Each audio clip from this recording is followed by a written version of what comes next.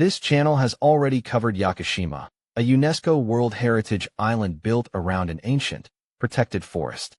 Nagasaki holds a UNESCO site too, and it could not be more different.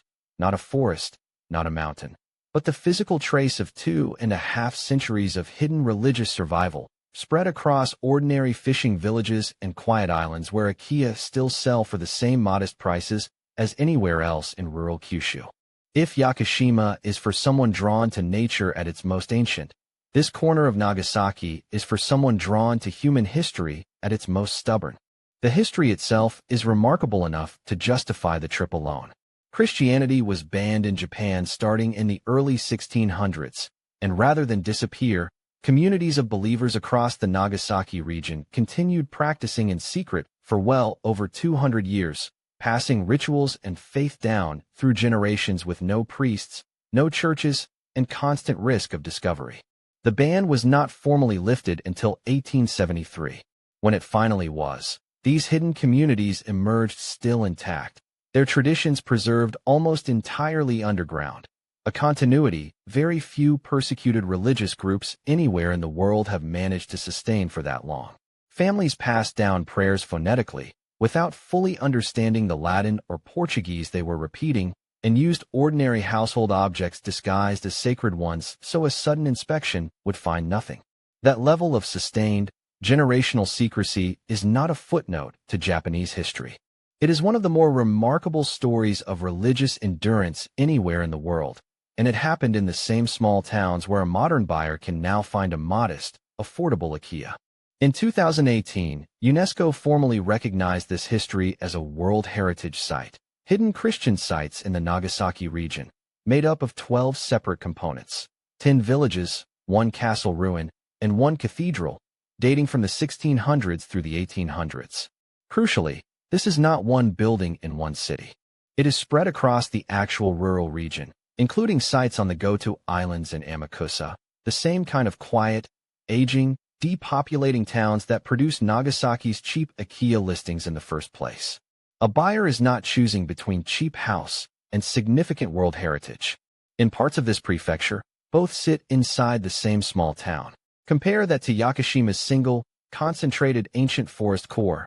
Nagasaki's heritage sites are scattered across an entire region, which means there is no single correct town to target, and considerably more room to find an Akiya that happens to sit within walking distance of a genuine piece of this history rather than a long drive from it. Living inside or near one of these 12 component sites brings practical texture most cheap house guides never mention.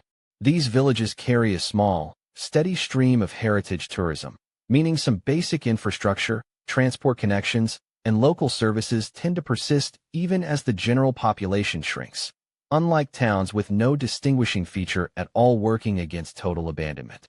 Combine that with Nagasaki's broader advantages already covered on this channel, hospital access ranking 3rd nationally, island living options on Goto, Tsushima, and Iki, and a culture already comfortable with outsiders after centuries as Japan's window to the world.